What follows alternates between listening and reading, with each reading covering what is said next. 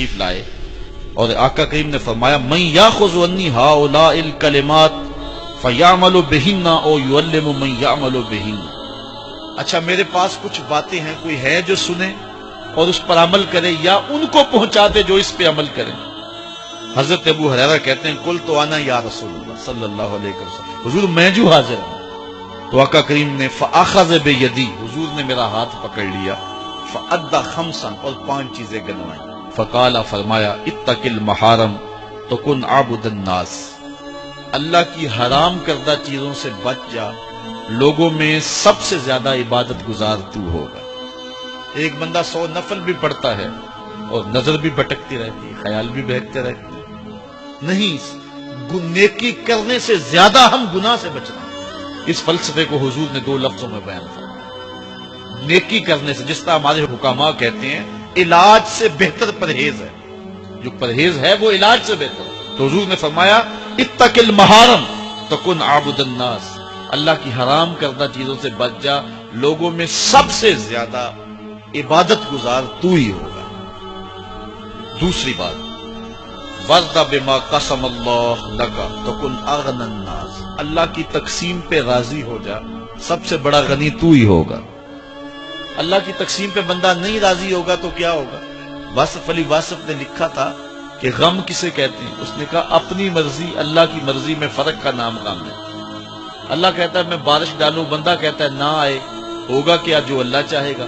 پھر بارش آ گئی تو بندہ دکھی ہو گیا کہ نہ ہو گیا، تو جے کہے بندہ کہ مالک جے تو میرے دکھ وچ راضی تو میں سکھ نو چلے ڈاواں، تو اس بارش میں مزہ لے گا کہ نہیں لے گا؟ میاں صاحب فرماتے ہیں دکھ ہمیشہ تے سکھ کتائیں تے دکھاں تو سکھ وارے، دکھ قبول محمد بخشا راضی رہن پیارے۔ تو غم کیا ہے؟ اپنی مرضی اور اللہ کی مرضی میں فرق کا نام، اور جب اپنی مرضی کو اللہ کی مرضی میں فنا کر دیا جائے تو پھر غم نہیں رہتا۔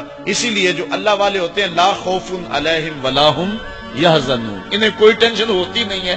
ٹینشن تو ہو کہ مزاج کے خلاف بات ہو، تو جو رب چاہتا ہے یہ اس پہ راضی ہوتے ہیں، پھر جو ہوتا ہے یہ کہتے ہیں تیری تقدیر پہ ہم راضی ہیں۔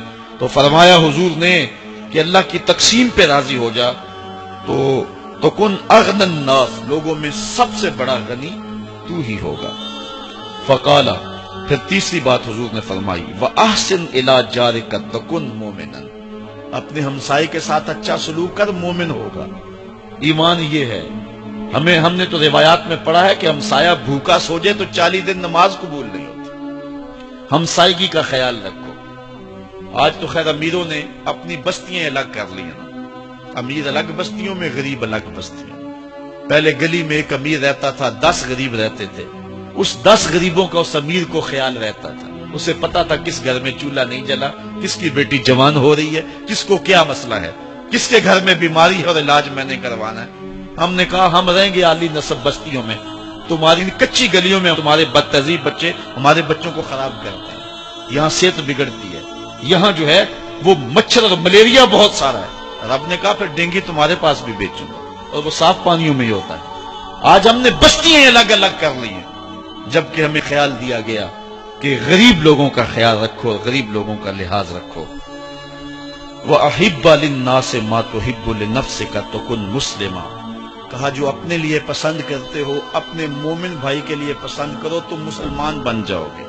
یہ ہے اسلام کا رنگ جو تمہارے اوپر چڑھے گا۔ مجھے اپنے والد گرامی کی ایک بات یاد آئی، آپ فرمایا کرتے تھے جس شخص سے پیار ہو جائے نا، اس کی آخرت کے لیے سوچا کرو کہ اس کی آخرت ٹھیک ہو جائے، اس کے لیے محنت کرو، کوشش کرو، جو تم کر سکتے ہو کہ اس کی آخرت ٹھیک ہو جائے۔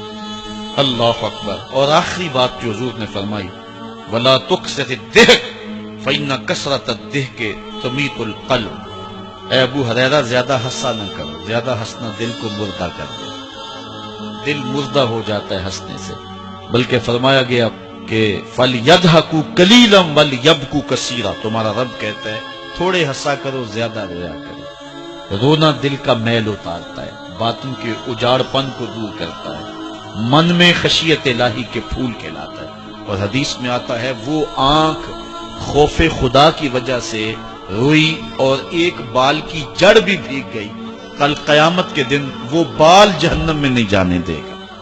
عرض کرے گا مالک یا اسے جنت دے دے یا مجھے نکال دے، تو رب بال تو نہیں نکالے گا، اللہ تعالیٰ اس شخص کو جنت عطا فرمائے۔ لا خیر فی عین لا تبکی من خشیت اللہ، امام ابو نعیم نے لکھا حلیہ میں، اس آنکھ میں بھلائی کوئی نہیں ہے جو خوف خدا میں روتی نہیں۔